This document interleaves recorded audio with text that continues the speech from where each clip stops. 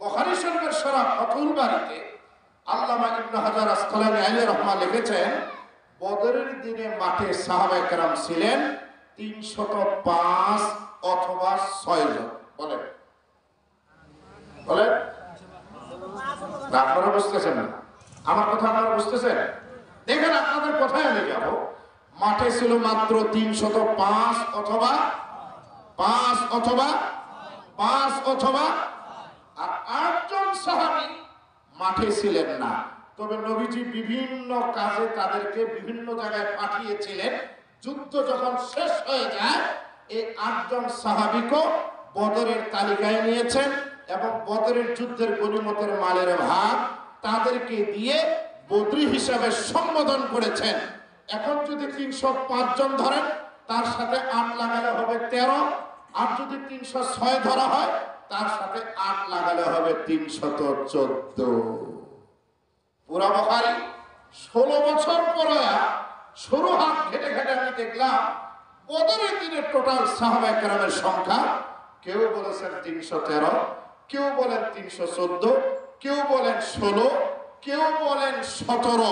এই টোটাল 317 জন মানুষের মধ্যে তলোয়ার ছিল মাত্র 8টা, ঘোড়া ছিল 2টা, উট ছিল মাত্র 70টা, আর বাকি সব সাহাবায়ে কেরাম উট ছাড়া, ঘোড়া ছাড়া, তলোয়ার ছাড়া মাঠে নামছে মারামারি করতে।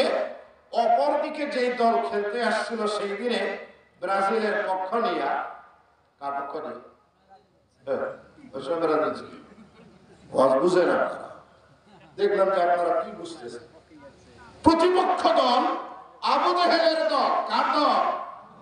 সংখ্যা ছিল প্রায় 1000। কয় হাজার?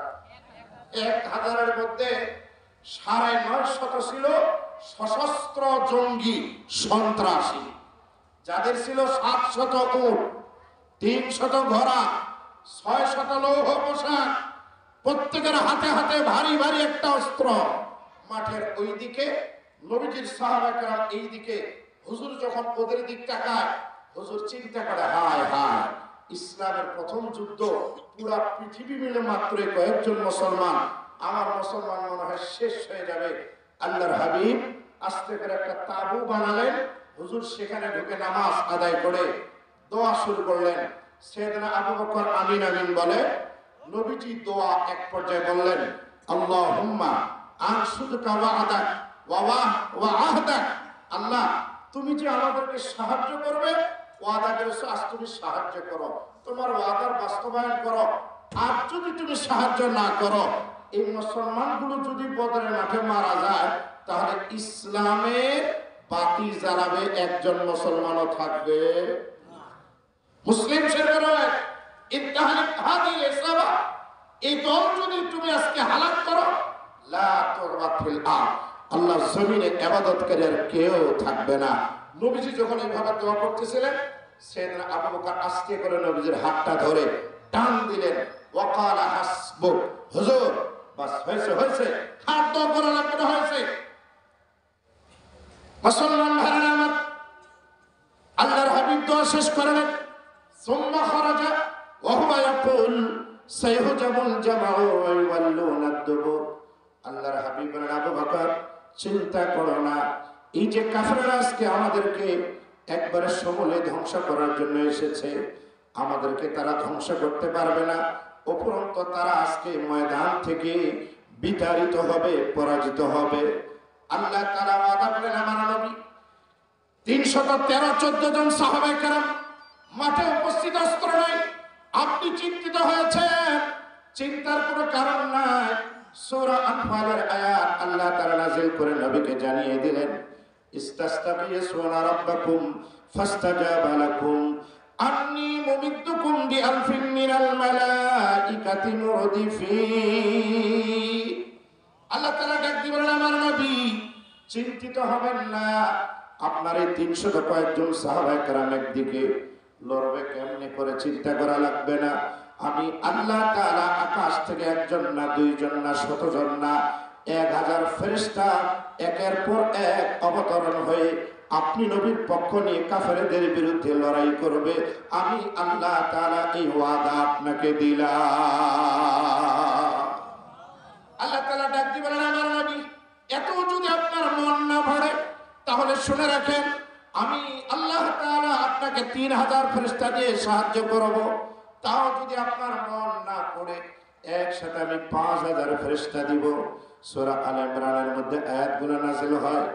আমার নবী যে তাবুতে বসে দোয়া করেছিলেন, আপনারা যারা বাইতুল্লাহ হজে গেছেন কিংবা উমরায় গেছেন, বদরের মাঠে এখন একটা মসজিদ দাঁড়িয়ে আছে, যে মসজিদের নাম হলো মসজিদে আরিশ।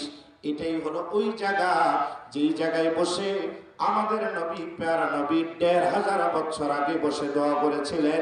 এই জায়গাটায় পরবর্তীতে একটা মসজিদ নির্মাণ করা হয়। 2018 সালে আমি যখন বদর প্রান্তে যাই, মসজিদে নামাজ আদায় করেছি। গত বছর রমজানে, এই রমজানের আগে উমরার সফর হয়েছে, তখন সেখানে নামাজ আদায় করেছি।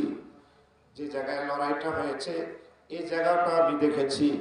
70 জন কাফেরের দেহ যে কূপের মধ্যে নিক্ষেপ করা হয়েছে, এগুলো আমি দেখছি। ওই যুদ্ধে 14 জন সাহাবায়ে কেরাম শাহাদাত বরণ করেছে, তাদের কবরগুলো আমি জিয়ারত করেছি।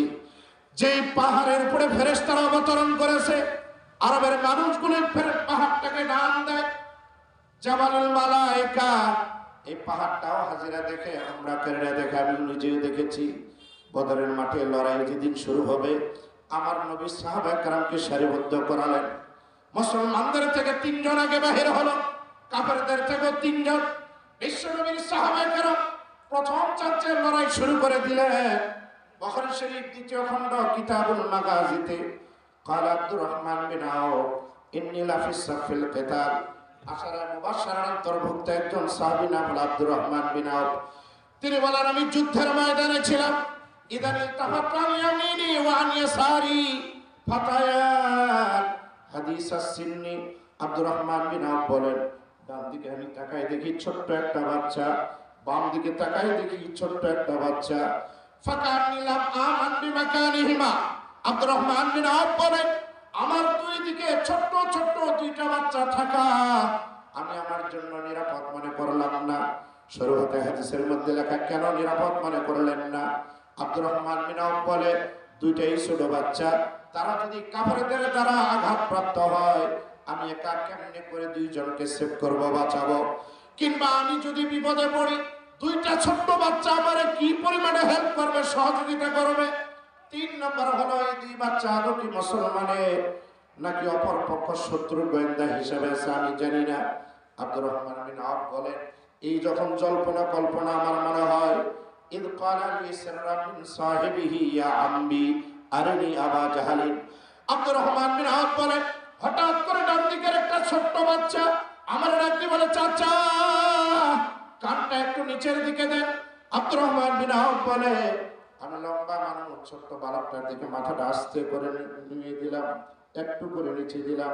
ছোট্ট বাচ্চাটা কানে কানে ডাক দিয়ে বলে, ও চাচা, অপর পক্ষ শত্রু পক্ষের মধ্যে আবু জেহেল কোনটা, আপনি একটু আমারে দেখিয়ে দেন, কারণ আমি আবু জেহেলকে চিনি না। আব্দুর রহমান বিন আওফ ডাক দিয়ে বলে, হে আমার ভাইয়ের ছেলে, ভাইসটা বলো, আবু জেহেলকে দেখে তুমি কি করবা? ছোট্ট বাচ্চাটা ডাক দিয়ে বলে, আহাতুল্লাহ, ও চাচা, আমার আল্লাহর সাথে ওয়াদা হয়েছে, আল্লাহর সাথে আমার চুক্তি হয়েছে, আল্লাহ তাআলার সাথে আমার এগ্রিমেন্ট হয়েছে, কমিটমেন্ট হয়েছে। আমি আল্লাহকে ওয়াদা দিয়েছি, কারণ আবু জেহেল আমার নবী নবুয়তের দাবি না ঘোষণা দেওয়ার পরে নবীর বিরুদ্ধে শত্রুতা করেছিল, নবীর সাহাবায়ে কেরামকে নির্যাতন নিপীড়ন করেছে, সাইয়েদনা বেলালকে রক্তাক্ত করেছে, সুমাইয়াকে শহীদ করেছে, আম্মার ইয়াসিরকে রক্তাক্ত করেছে, অসংখ্য গণিত সাহাবায়ে কেরামকে মক্কা থেকে বিতাড়িত করেছে, আমার নবীকেও মক্কা থেকে বিতাড়িত করেছে, জেল জরিমানা হামলা মামলা করেছে। এই আবু জেহেল বদমাশটাকে যদি আজকে ময়দানে দেখি, আমার আল্লাহর সাথে ওয়াদা হয়েছে, আমার তলবারের আঘাতে হয়তো তাকে আমি জাহান্নামে পাঠাবো, আর না হয় তার তলবারের আঘাতে শাহাদাত বরণ করে আমি ছোট্ট বালকটা আল্লাহর জান্নাতের মেহমান বনে যাব। জোরে বলুন সুবহানাল্লাহ। আব্দুর রহমান ছোট্ট একটা বাচ্চা, এত বড় আবেগ, এত বড় তার ঈমান দীপ্ত। এই বাচ্চাটা সবেমাত্র কথা শেষ করছে, এবার বাম দিকেরটা ডাক দিয়ে বলে, ইয়া আম্মি আরিনি আবা জাহালি। ও চাচা, এতগুলো কাফেরের মধ্যে আবু জেহেল কোনটা, আপনি একটু আমারে দেখিয়ে দেন, কারণ আমি আবু জেহেলকে চিনি না। আব্দুর রহমান বিন আউফ ডাক দিয়ে বলেন, এই দিকের বালকটাও টার্গেট আবু জেহেল, এটারও টার্গেট আবু জেহেল। ঘটনাটা কি? আব্দুর রহমান বিন আউফ ডাক দিয়ে বলে, ভাইস্তা আমা তাসনা বিহি, আবু জেহেলকে দিয়ে তুই কি করবি? ক্বালা আহাদুল্লাহ। ছোট্ট বাচ্চাটা ডাক দিয়ে বলে, চাচা আমার আল্লাহর সাথে ওয়াদা হয়েছে, আমি আল্লাহকে শপথ দিয়েছি আজকে যুদ্ধের ময়দানে আবু জেহেলের সাথে খেলা হবে, আমার তলবারের আঘাতে কোপায়া কোপায়া তারে জাহান্নামে পাঠাবো। আর আমি যদি তাকে খতম না করতে পারি, চিরবিদায় না করতে পারি, তার তলবারের আঘাতে যদি আমি শাহাদাত বরণ করে মারা যায়, আমি আল্লাহর জান্নাতের মেহমান বনে যাব। জোরে জোরে বলেন সুবহানাল্লাহ। ছোট্ট ছোট্ট বাচ্চা। বুখারী শরীফের হাদিসে পাওয়া যায়, একটার নাম মুআজ আর একটার নাম মুআব্বিস ইবনা আফরা। আফরা নামক এক ভদ্র মহিলা, এই দুই ছেলে। আফরা নামক যে ভদ্র মহিলা, বুখারী শরীফের আয়াতের মধ্যে আসছে, এই একটা নারী প্রথম তার স্বামী ছিল, এই স্বামী থেকে 4টা সন্তান। এই স্বামী মারা যাওয়ার পরে আরেকজন তাকে বিবাহ করে, বুকায়ের আল-লাইসি, তার থেকে 3টা সন্তান।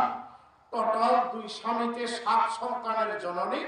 বদরের মাঠে যে 313 বা 14 জন সাহাবী, তার মধ্যে এই একা মহিলার 7টা বাচ্চা ছিল বদরের যুদ্ধে মুজাহিদ। জোরে বলেন আল্লাহু আকবার। এর থেকে গর্বিত নারী আর কি পাওয়া যাবে?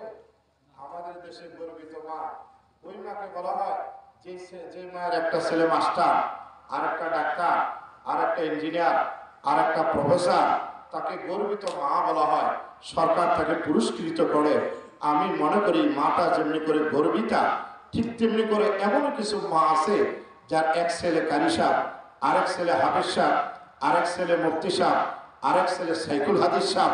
আমি মনে করি মুসলমান হলে এই মাটাকেও গর্বিত মা হিসাবে তাকেও ইসলামের পক্ষ থেকে পুরস্কার দেওয়া দরকার, কারণ তার 4টা ছেলে জান্নাতের মালিক হবে, আর একটা মা 4টা জান্নাতের মালিক হবে। জোরে জোরে বলেন না সুবহানাল্লাহ। ছেলের ফ্ল্যাট প্লট থাকলে মা বাবা যেমনি করে যায়, 4টা হাফেজে কোরআন, আলেম মুফতি মুহাদ্দিস যদি রেখে যায়, আল্লাহর ফজলে 4 জনও যদি জান্নাতি হয়, তাহলে তার মা কি 4 ছেলের জান্নাতে বেরাবে না? বলেন। কিন্তু আমাদের সমাজে আজকে ইসলাম নিয়ে কিছু চুলকানি আছে। আমরা নামে মাত্র মুসলিম, নিজকে মুসলমান বলে দাবি করি, কিন্তু ইসলামের কিছুই আমার ভিতরে নেই। আমরা ঈমানদার বলে দাবি করি, আসলে ঈমানের কিছুই আমার ভিতরে নেই। কবি বলেন, हम मुसलमान है मगर हम में मुसलमानी नहीं,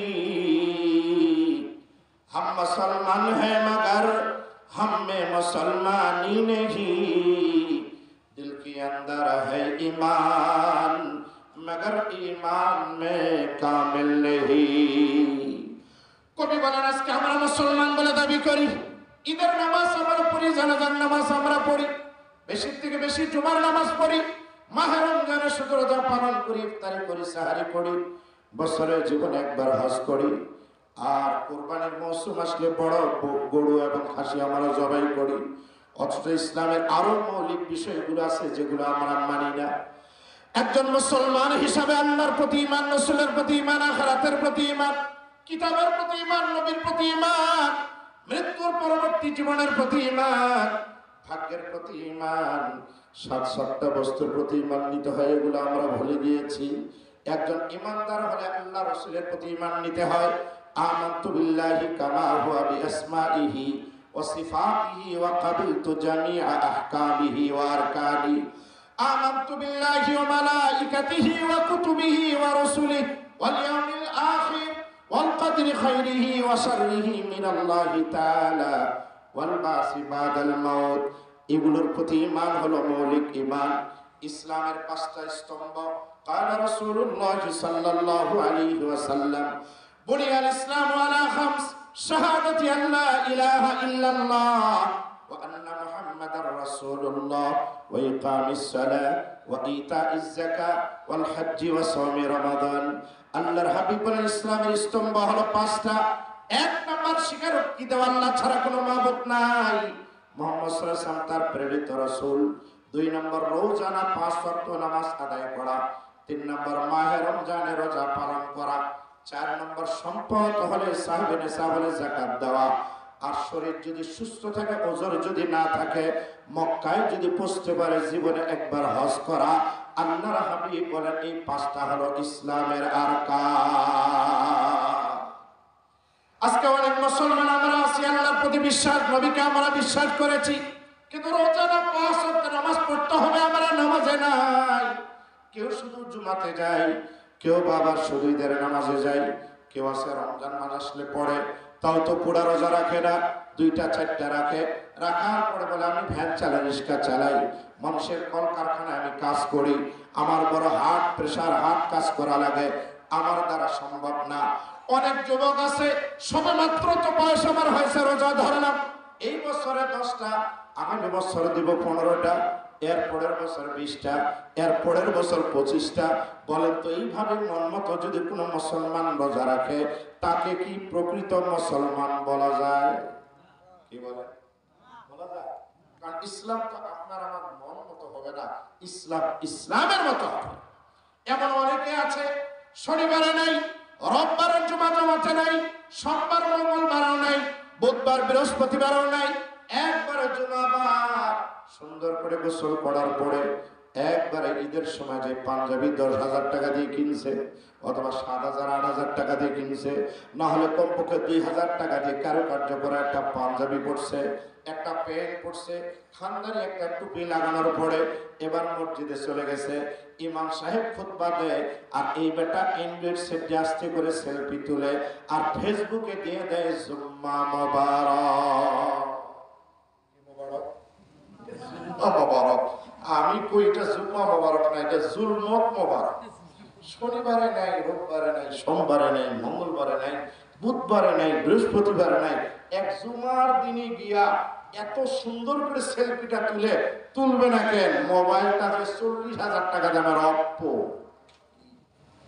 কিসে অপ্পো, আর নাহলে একবারে দামি সে অ্যাপেল, পুরা আপেল, 80,000, 1 লাখ, 100 লাখ, এইভাবে সেলফি তুলে ফাইন করে ছেড়ে দিয়ে দেয় আর শেয়ারে দেয় জুম্মা মোবারক। হে দোস্ত, তুমি যদি মুসলমান হও, তোমার উপরে রোজানা 5 ওয়াক্ত নামাজ ফরজ, তুমি জুমার দিনে গিয়ে সাপ্তাহিক হাজিরা দিলা, তোমার ইসলাম কি পূর্ণাঙ্গ? তুমি ভাবছো পূর্ণ মুসলমান? মুসলমান ভাইরা আমার অনেকে আছে 5 ওয়াক্ত নামাজ পড়ে, মাহে রমজানের পুরা রোজা পালন করে, এরপরে হজ করে, বছরে বছরে উমরা করে, এরপরে দেখবেন ব্যাংকে চাকরি করে সুদের টাকা, ঘুষের টাকা, সরকারি দপ্তরে এমন ভাবে কামাই করে, বেতন বোনাসটা ব্যাংকে রাখে, টেবিলের উপর নিচ দিয়ে যেটা আসে এটা দিয়ে সংসার চালায়। অনেক বাবাজি আছে আবার নিজে গর্ব করে, জিজ্ঞাসা যদি করা হয় হাজী সাহেব মেয়েটাকে কোথায় বিবাহ দিয়েছে, কই হুজুর এমন এক ছেলের সাথে বিবাহ দিয়েছি, ভালো একজন কর্মকর্তা অফিসার, তার বেতন বোনাস খরচ করা লাগে না, উপরা টাকা দিয়ে তার চলে। ইমাম সাহেব যদি জিজ্ঞাসা করে উপরা টাকা আবার কি, হাজী সাহেব ডাক দিয়ে বলে হুজুর এটা আপনারা শোনেন না, কারণ আপনারা এটাকে বলেন ঘুষ। কোরআন হাদিসের ভাষায় হলো আর রাশি ওয়াল মুরতাশি কিলাহুমা ফিন্নার। যারা ঘুষ দেয় এবং ঘুষ খায়, আল্লাহর হাবিব বলেন এরাও জাহান্নামী। জোরে জোরে বলেন নাউযুবিল্লাহ। মুসলমান ভাইরা আমার, আজকে আমরা নামাজও পড়ি, রোজা পালন করি, হজ করি, উমরা করি, কুরবানির সময় একটা নয় 2টা 3টা 4টা 5টা কুরবানি করি। অনেক মা বোন এমন আছে রোজার 5 ওয়াক্ত নামাজ পড়ে, কোরআনও পড়ে, আবার মাহে রমজানের রোজা পালন করে, কুরবানির সময় স্বামী তার নামও কুরবানি দেয়, স্বামীর সাথে কি হজ উমরা করে। কিন্তু এমন নারী আছে কোরআন পড়ে, নামাজ পড়ে, হজ করে, উমরা করে, কিন্তু রোটে ঘাটে যখন চলে, দোকান পাড়ে যখন যায়, মার্কেটে যখন যায়, কর্মক্ষেত্রে যখন যায়, স্বামীর কাছে সহযোগিতার জন্য যখন মাঠে যায়, খানা দেওয়ার জন্য কিংবা একটু হেল্প করার জন্য অফিসে গেছে, দোকানপাটে গেছে কিংবা নিজের কাজে ডাক্তারের কাছে গেছে, দেখবেন শাড়ি পরে, পেটিকোট পরে, মেক্সি পরে গেছে, বোরকাও নাই, জিলবাবও নাই, তার কান, তার চোখ, মুখ, চেহারা, পুরা বডিটা পর পুরুষে দেখে আর জেনার স্বাদ নেয়। এমন পর্দাহীন মহিলা বলেন তো আমাদের সমাজে আসে না নাই? তাহলে আমরা মুসলমান বলে দাবি করি, ইসলামের আদর্শ আমরা মুসলিম হিসাবে টান টান করে দাঁড়াই।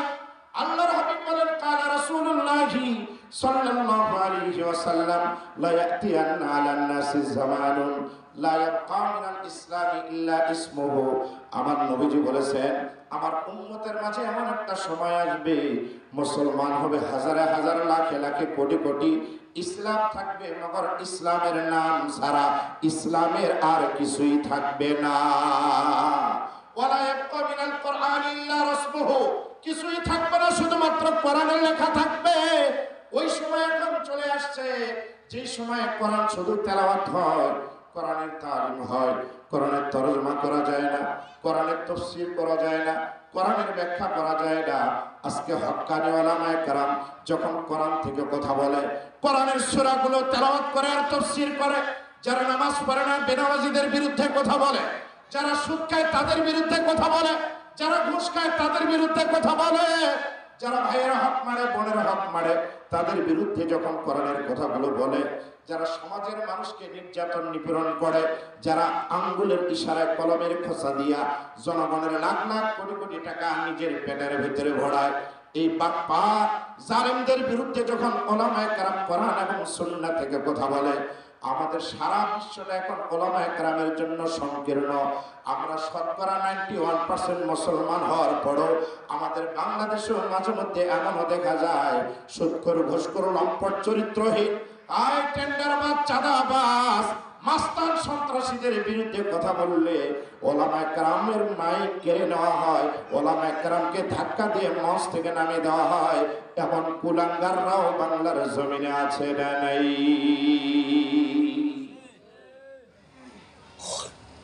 কারণ তাদের গায়ে লাগে, তাদের গায়ে এনার্জি আছে, তাদের গায়ে রোগ আছে। দোস্ত, গায়ে যদি অসুখ হয়, রোগ যদি থাকে, ওষুধ খেতে তিতা লাগবে, ওটিতে তুলে এনেস্থেশিয়ান যখন বসাবে একটু লাগবে। কি বলেন, ইনজেকশন করে লাগে না? কি বলেন, লাগে না? 2018 সালে আমি যখন হজে যাব, নগাঁও মেডিকেলে গেলাম, টিকা দেওয়া লাগে। ছোট্ট ছোট্ট দুইটা বাচ্চা, সবে মাত্র নার্স, পোশাক পরা, তো আমাকে টিকা দেওয়ার জন্য আসছে। আমি আমার সাথে যে ছিল জার্মান, ওকে বললাম, কি কোনো ছেলে মানুষ নেই? হুজুর, কায়দা নেই, কারণ সব মেয়ে মানুষ। কি মানুষ?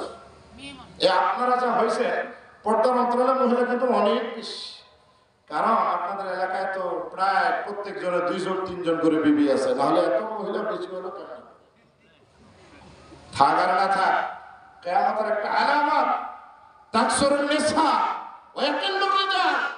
নবী বলছেন, পুরুষ কমে যাবে, নারী হবে বেশি, এটা একটা কিয়ামতের আলামত।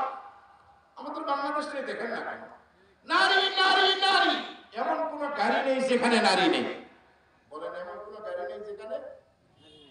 একবারে গ্রাম থেকে, ওয়ার্ড থেকে, ইউনিয়ন থেকে, থানা থেকে, জেলা থেকে, বিভাগ থেকে, রাজধানী পর্যন্ত যত পার্টি আছে, যত দল আছে, সবগুলোতে নারীর জায়গা আছে না না?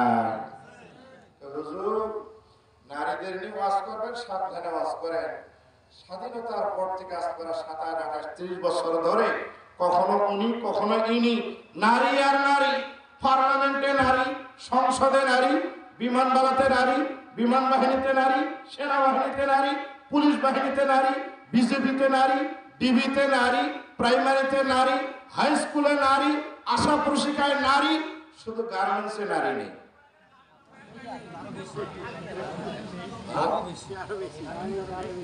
আপনারা কষ্ট পাচ্ছেন, আমার কথাগুলো আপনারা বুঝতে পারছেন না?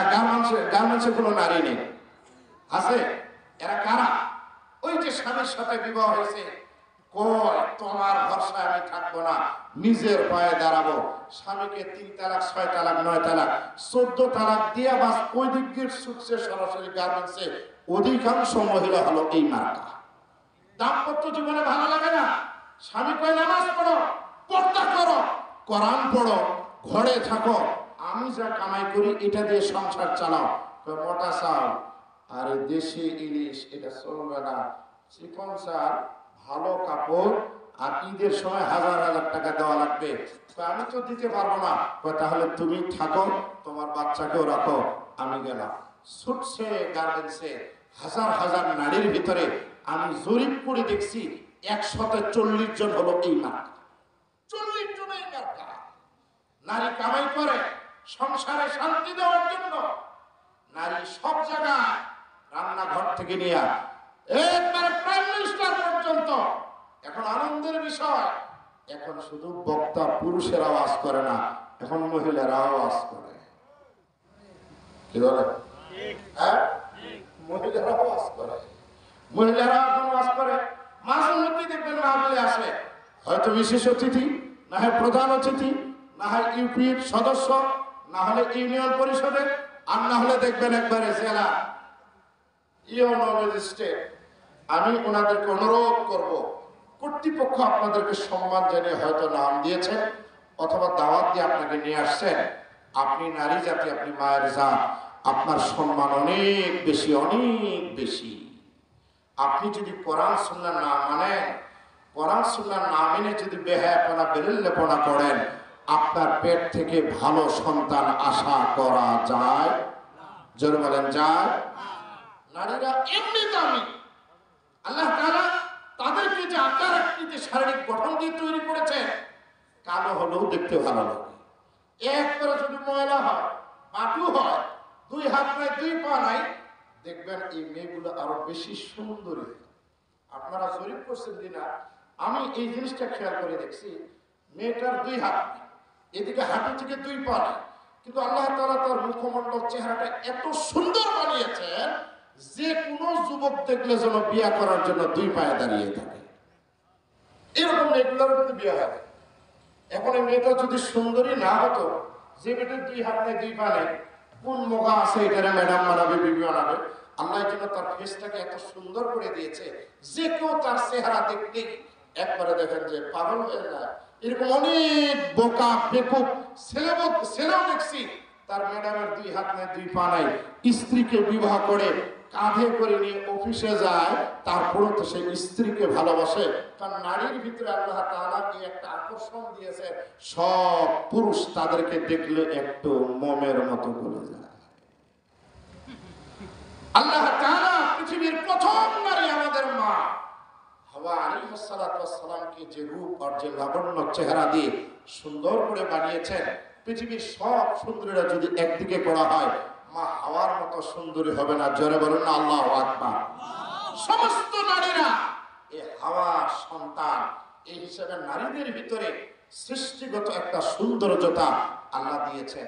এমন কিছু মেয়ে আছে দেখবেন কালো, কিন্তু তার চোখগুলো টান টান, চেহারাটা এত সুন্দর, শারীরিক ফিগার এত ভালো, 3 বছর 4 বছরের নজর কাড়ার মতো। এখনই নজর কাড়ে, এটা বড় হলে কি হবে? আল্লাহ সৌন্দর্যতা তাদের ভিতরে দিয়েছেন, কারণ পুরুষের যৌবন এই নারীদের সৌন্দর্যতার একটা কারণ।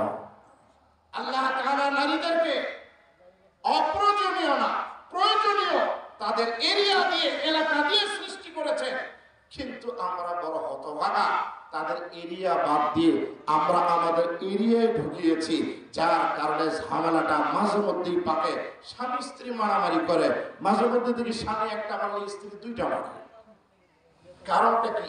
ওই স্ত্রীর গরম বেশি, কারণ তার বাবার ডোনেশন দিয়ে তার চাকরি, ওর বাবার টাকার খাটে ঘুমায়, ওর বাবার ফ্রিজে ঠান্ডা পানি করে, ওর বাবার মোটরসাইকেল দিয়ে পাকায়, এই জন্য এমন গরম না, এই স্বামীটারে গোলামের মতো নিয়ে ঘুরে বেড়ায়। নারীর অবস্থা এখন সব জায়গায়। তো এই মেয়ে দুটোকে আমি বললাম, দেখো তোমরা তো আমাকে পুশ করবো ইনজেকশন, একটু দেখে শুনে করো, লাগে না যায়। তো একটা মেয়ে বললো, আগে এমন ভাবে দেবে একটু লাগবে না, আপনি বুঝতেই পারবেন না।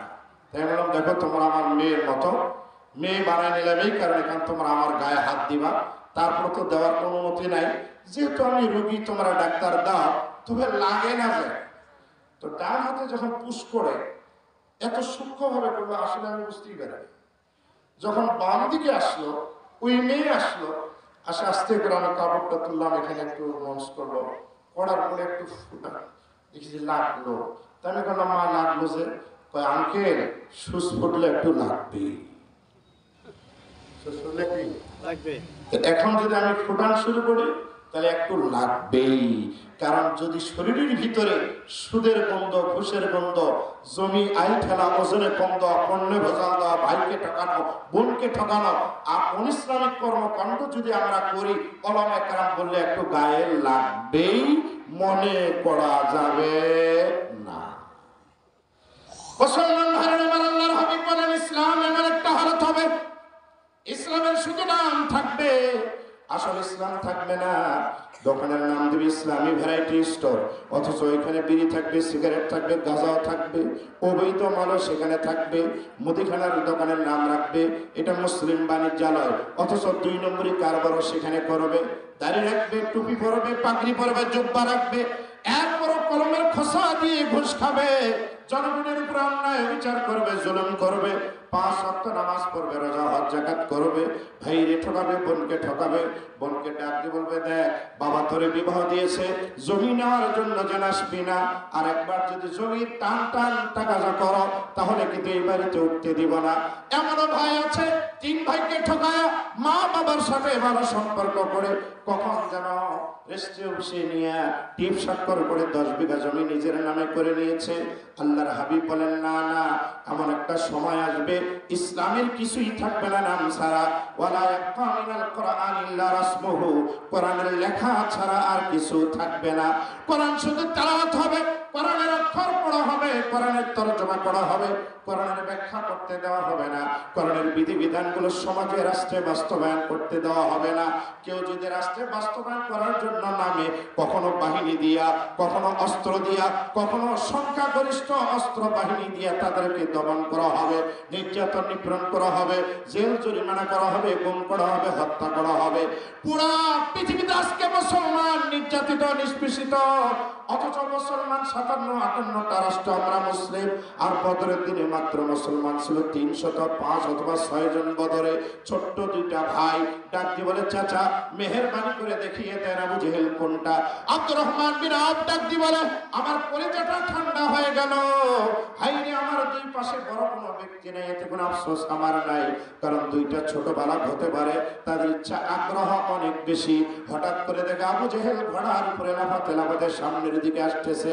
আব্দুর রহমান বিন আওফ বলেন, বুখারী শরীফ 2য় খণ্ডে হাদিস, ফাসারতুলাহুমা, আমি 2 জনকে ডাক দিয়ে বললাম, ও মাআজ আর মুআব্বিস, তোমরা যাকে টার্গেট করে বদরের মাঠে আসছো, ওই যে দেখো আবু জেহেল ঘোড়ার উপরে দৌড়ায় দৌড়ায় আসতেছে। ইমাম বুখারী হাদিস খানা নিয়েছেন। ইমাম বুখারী লেখেন, ফাসাদ্দাম ইসলাস সাকারাইন, 2টা বালক একবার বাস পাখির মতো আবু জেহেলের উপর আক্রমণ করলো। একজনে গিয়ে ঘোড়ার পা কেটে দিয়ে দিল, আবু জেহেল মুহূর্তের ভিতরে জমিন থেকে পড়ে গেল। আরেক ভাই আবু জেহেল কিছু বুঝে ওঠার আগে তার গর্দানে কোপ দিয়ে দেয়, বডির উপরে সমানে কোপাতে থাকে।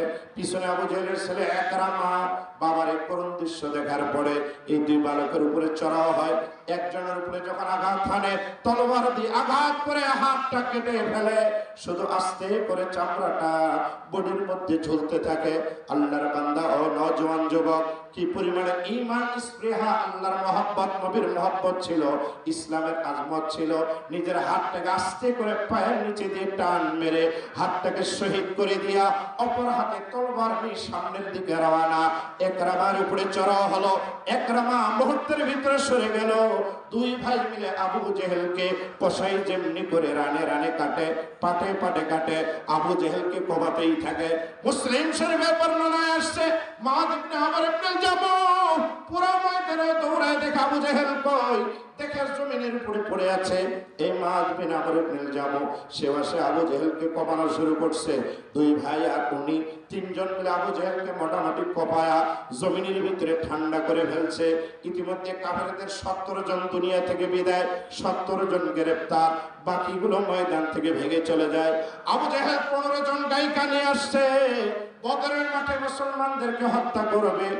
আর আমি আনন্দ বিজয় উল্লাস করবে, কনসার্ট করবে, এই জন্য মহিলাদেরকে নিয়ে আসছে। যখন আবু জেহেলের বাহিনীর করুণ পরিণতি, মহিলাগুলো পাহাড়ের উপর দিয়ে যখন দৌড়ায়, নবীর সাহাবী জাবের বলে, আমি তখন দেখি ইয়াস্তাদিদনা ফিল জাবাল ইয়াসরানা, তার কাপড় তুলে তুলে দৌড়ায়, এমন ভাবে কাপড় তুলে তাদের পায়ের রান এবং কি হাঁটু পর্যন্ত নজরে আসে। মাত্র 305 অথবা 6 জন মুসলমান মুজাহিদ সাহাবায়ে কেরাম, যাদের তলোয়ার ছিল মাত্র 8টা। কয়টা? এ ভাই কয়টা? 8টা 8 জনের হাতে ছিল, আর বাকিগুলোর হাতে কি ছিল বলেন? খেজুরের ডাল। খেজুরের ডাল, একটা করে লাঠি। এই লাঠি যখন তুলছে বদরের মাঠে কাফেরদের বিরুদ্ধে, এক একটা ভারী অস্ত্র হিসাবে আমার আল্লাহ ব্যবহার করে দিয়েছেন। জোরে জোরে বলেন সুবহানাল্লাহ। এমন বর্ণনায় আসছে, সাহাবী কয়, আমি একজন কাফেরকে মারার জন্য পিছনে দৌড় মারছি, আমি তলোয়ার এখনো মারি নেই, কে যেন তার কোপ মারলো, মুহূর্তের ভিতরে জমিনে পড়ে গেল। জোরে জোরে বলেন আল্লাহু আকবার। সাহাবী কয়, আমি শুনলাম আওয়াজ চলে, ইয়া হাইজুম, আপনি হাইজুম সামনে বাড়ো। সাহাবী বলে, ইয়া রাসূলুল্লাহ, হাইজুম আবার কি? নবীজি মুস্কি হাসি দিয়ে বলে, ও সাহাবী, হাইজুম হলো জিবরিল আমিনের ঘোড়া। এই ঘোড়ার উপরে চড়ে কোরা মারছিলেন কাফেরকে। জিবরিল আমিনের হাত দিয়া অনেক কাফের সেই দিন বদরের মাঠে কোপকার আওয়াজ করে বলেন আল্লাহু আকবার। ফেরেশতা নামই আল্লাহ তাআলা মুসলমানদেরকে সাহায্য করছেন, আর এখন মুসলমানদেরকে আল্লাহ সাহায্য করে না। এত দোয়া করি, এত মিটিং মিছিল আমরা করলাম, তারপর ইসরায়েলের কয়েকটা ইহুদিকে আমরা থামাতে পারলাম না, আল্লাহর সাহায্য আসলো না। আমি জরিপ করে দেখছি, হিসাব করে দেখছি, আমাদের দোয়া কেন আল্লাহর কাছে কবুল হয় না? কারণ হলো আমরা নামে মাত্র মুসলিম, নামে মাত্র মুমিন, আমাদের ভিতরে পূর্ণাঙ্গ ইসলামও নাই, ঈমানও নাই। এই কারণে আল্লাহ সূরাতুল বাকারা 208 নম্বর আয়াতের মধ্যে বলেছেন, যে আয়াত আমি তেলাওয়াত করেছি, এটা তরজমা এবার শুনেন, তাফসীর আজকে করা সম্ভব হবে না। আল্লাহ বলেন, ইয়া আইয়ুহাল্লাযীনা আমানু উদখুলু ফিস-সিলমি কাফা ওয়া লা তাত্তাবি'উ খুতুওয়াতিশ শাইতান ইন্নাহু লাকুম আদুউম মুবিন। আল্লাহ তাআলা ডাকতে বলেন, আমার ঈমানদার বান্দাগণ, পরিপূর্ণরূপে ইসলামের ভিতরে প্রবেশ করো, শয়তানের পদাঙ্ক অনুসরণ করো না, নিশ্চয়ই শয়তান হলো তোমাদের প্রকাশ্য শত্রু। আল্লাহ রাব্বুল আলামিন ঈমানদারকে বললেন, পরিপূর্ণরূপে ইসলামের ভিতরে ঢুকো। মুফাসসিরে কেরাম আয়াতের তাফসীরে বলেছেন, উদখুলু ফিস-সিলমি কাফা। উদখুলু জমা মুযাক্কার, আমার হাজার মারুফ, এর মধ্যে যে জমিটা আছে এটা হলো এর থেকে কাফাতান হলো হাল, অবস্থা জ্ঞাপন করছে। মুফাসসিরে কেরাম বলেন, অর্থ হবে তোমরা পরিপূর্ণরূপে ইসলামের ভিতরে প্রবেশ করো। পরিপূর্ণরূপে মানে আল্লাহ তাআলা বলেন, তোমাদের জাহির এবং বাতিন, অর্থাৎ দেহের প্রত্যেকটা অঙ্গ প্রত্যঙ্গ, তোমাদের চোখ, মুখ, নাক, কান, হাত, পা, মন, দেহ সহ প্রত্যেকটাকে তোমরা ইসলামের ভিতরে ঢুকিয়ে দাও। এমন যেন না হয় ইসলামের ভিতরে মাথা ঢুকছে, চোখটা ইসলামের ভিতরে ঢুকছে, হাত ইসলামের ভিতরে ঢুকছে, পা ইসলামের ভিতরে ঢুকছে, ঠোঁট নস ইসলামের ভিতরে ঢুকছে, দেহের অঙ্গগুলো ইসলামের ভিতরে ঢুকছে, কিন্তু মন আর কলবটা ইসলামের ভিতরে ঢুকে নাই। আল্লাহ বলেন, হবে না, হবে না, উপর নিচ পুরোটা ইসলামের ভিতরে ঢুকিয়ে দিতে হবে। এমনটা যেন না হয় মন থেকে ইসলামকে মানে, কিন্তু সে নামাজ পড়ে না, টুপি পড়ে না, দাড়ি রাখে না, হজ করে না, যাকাত দেয় না, কোন নারী বোরকা পরে না, ইসলামের বিধিবিধান মানে না। আজকের নারীরা ইসলামের বিধান মানবে কেমনে করে? যেখানে আছে primary, high school, college, varsity, বিশ্ববিদ্যালয়, মেডিকেল, জাগতিক বিদ্যায় শিক্ষিত হওয়ার পরে আবার মা বোনেরা তারা জিলবাব ছেড়ে না, পর্দা ছেড়ে না, আল্লাহ রাসূল বুঝে না। যদি আল্লাহ রাসূল চিনতো আর বুঝতো, আবার আল্লাহ কোরআনুল কারীম সূরাতুল আযাবের 32 নম্বর আয়াতে বলেছেন, ইয়া নিসা আন-নবী লাস্তুন্না কাহাদিম মিনান নিসা ইন ইত্তাকাইতুন্না ফালা তাখদানা বিল কাউল ফায়াতমা আল্লাযী ফী কলবিহি মারাদ ওয়া কুলনা কাওলাম মারুফা। আমার আল্লাহ তাআলা ডাক দিয়ে বলেন, হে নবীর স্ত্রীগণ, তোমরা অন্যান্য নারীদের মতো নও। যদি তোমরা আল্লাহকে ভয় করে থাকো, পর পুরুষের সাথে কোমল কণ্ঠে তোমরা কথা বলো না। যদি কোমল কণ্ঠে কথা বলো, ওই পুরুষগুলো তোমাদের পিছু নেবে, ওই পুরুষগুলো তোমাদের প্রেমে পড়বে, পরকে লিপ্ত হবে। যাদের ভিতরে নারীর প্রেম আছে, মহব্বত আছে, মরজ আছে, যদি পর পুরুষের সামনে কথা বলা লাগে, তোমরা নেই সঙ্গত কথা বলো। নির্দেশ কার? সূরাতুল আহজাবের 32 নম্বর আয়াত। আল্লাহ বলেন, ও নবীর স্ত্রীগণ, তোমরা অন্যান্য নারীদের মতো নও। কেন? নবীর স্ত্রীরা নবী মারা যাওয়ার পরে এই নারীদেরকে কারো বিবাহ করা হারাম। আর আমাদের স্ত্রীরা আমরা মারা যাওয়ার পরে, ইদ্দত পালন করার পরে আমাদের স্ত্রী যদি আরেকজনের সাথে বিয়া বসতে চায়, বিয়া বসতে পারবে। আমাদের স্ত্রী একমাত্র সন্তান ছাড়া কারো মা না। আর নবীদের স্ত্রীরা নবীদের অবর্তমানে উপস্থিতিতে উম্মতের জন্য মা। মাকে বিবাহ করা হারাম। আল্লাহ বলে, ও নবীর স্ত্রীরা, পর পুরুষের সাথে কোমল কণ্ঠে তোমরা কথা বলো না। ফায়াতমা আল্লাযী ফী কলবিহি মারাজ, ওই সকল পুরুষ তোমাদের প্রতি আকৃষ্ট হবে যাদের দিলে রোগ আছে। পর নারীতে যাদের আসক্তি আছে, এমন অনেক পুরুষ আছে পর নারীতে বড় আসক্তি, নিজের বিবির সাথে ফোনে ভালো মতো কথা বলে না। দেখবেন কখনো যদি অপরিচিত কোনো নারী তার ফোনে ফোন দেয়, কি সুন্দর করে ম্যাডাম, আন্টি, ভাবি, এত সুন্দর করে কথা বলবে, মিনিটের পর মিনিট, ঘন্টার পর ঘন্টা পরকীয়ায় লিপ্ত এরকম কুলাঙ্গার পুরুষও আছে না? বিবি থাকার পরও আরেকজনের স্ত্রীতে আসক্তি। এটা কেন? পর স্ত্রীর কণ্ঠ তার কানে আসে। এই জন্য নারীদের কণ্ঠ হলো পর্দা, যার কারণে নারীদের নামাজে জোরে কেরাত নাই, নারীদের জামাত হলো আযান নাই, একামত নাই, নারীদের ওয়াজ পড়ারও কোনো বৈধতা নাই। গান বাজনায় নায়ক নায়িকা থাকতে পারে, চিত্র জগতের নায়ক নায়িকা যারা মঞ্চ মাতায় ওই মুমতাজাবার মতো, যে কয় সিয়াসাতটা সব পড়ছি, মেশকাত জানালেন সব পড়ছে, পড়ার পরও বেটি মঞ্চে গিয়ে লাফালাফি করে। আমাদের প্রাইম মিনিস্টারও ভালো মতো বুঝছে এটা পাগল, এটাকে নৌকায় রাখলে নৌকা ডুবে যাবে, এজন্য আস্তে করে নামাই দিস। কথা বলে হচ্ছে না, তাড়াতাড়ি না, ঠিক নৌকায় ডুবাবি না। সিয়াসাতটা তুমি পড়ছো, হ্যাঁ সিয়াসাতটা পড়লে পর পুরুষের সামনে তুমি গান গাও, এটা কোন জায়গায় আছে? পর পুরুষের সামনে কথা বলবে এই অধিকার ইসলাম দেয় নেই। তবে হ্যাঁ, প্রয়োজনে বলতে পারে।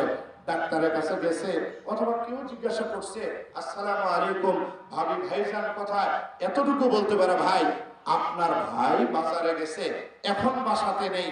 এখন আপনার আমার ঘরের বিবিটা যদি বলে, ভাইজান আপনি তো খোঁজ খবরই নেন না, আপনার যে একটা ভাবি আছে কোনোদিন তো খবর নিলেন না, আরে ভাই নেই তো কি, আসেন ঘরে বসেন, একটু ঠান্ডা পানি খায় যান।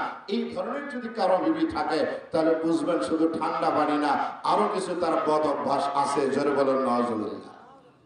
এই জন্য আগেকার যে বাড়িগুলো আপনারা খেয়াল করছিলেন কিনা, একটা বৈঠকখানা থাকতো। কি থাকতো? বৈঠকখানা থাকতো।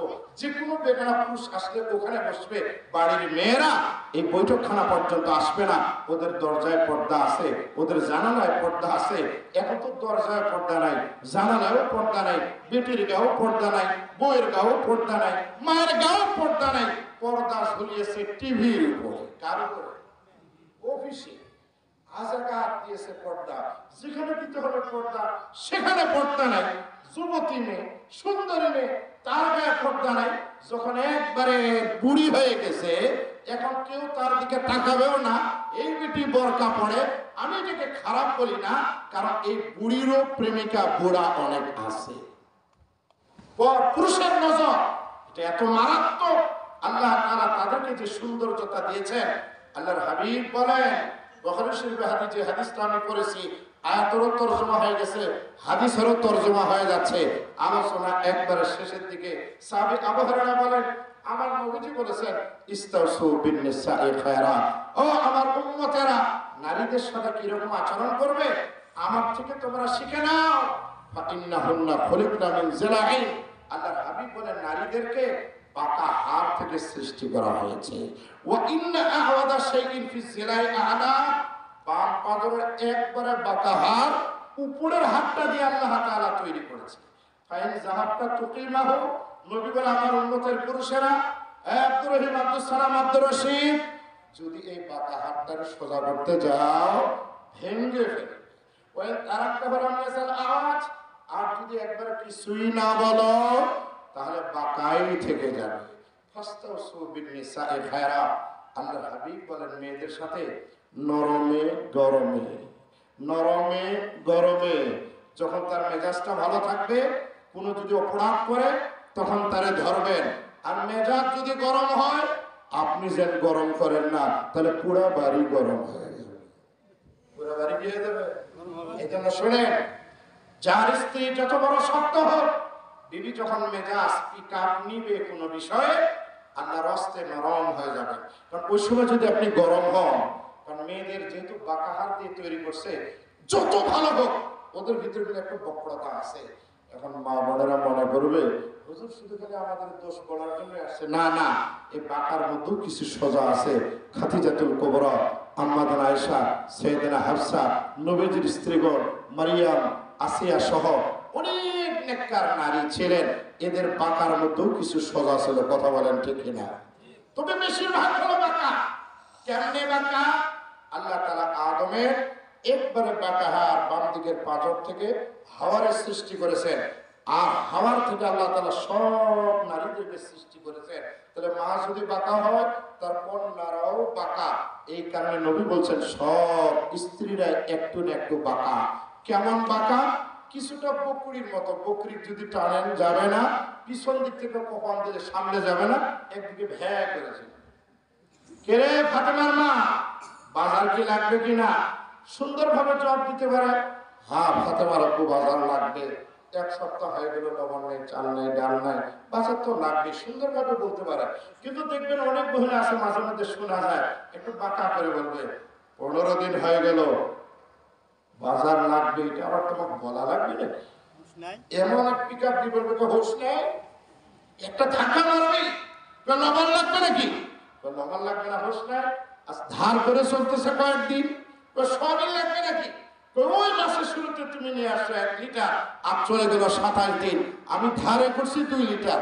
মানে একটু বাঁকা দেখবেন, সব সময় একটু পিকআপ নিবে, এটা হলো নারীদের স্বভাব। তবে হ্যাঁ, কিছু নারী এমন আছে যাদের ভিতরে কোরআন এবং সুন্নাহর বুঝ আছে, স্বামীর সাথে কিরকম আচরণ করতে হয় এরা কোরআন পড়ে, হাদিস পড়ে, সুন্নাহ পড়ে, বিশেষ করে মহিলা মাদ্রাসায়, বালিকা মাদ্রাসায় পড়ে পড়ে কোরআন সুন্নাহ রপ্ত করে স্বামীর সাথে কিরকম আচরণ হবে, শ্বশুর শাশুড়ির সাথে কিরকম আচরণ হবে, দেবর ননদের সাথে কিরকম আচরণ হবে, দোস্ত হাবাব যারা আছে, স্বামীর বন্ধু, তাদের সাথে কি দূরত্ব বজায় রাখে চলা লাগবে, এটা কিন্তু তারা কোরআন হাদিসের আলোকে জানছে, শুধুমাত্র মাদ্রাসায় পড়ার সুবাদে।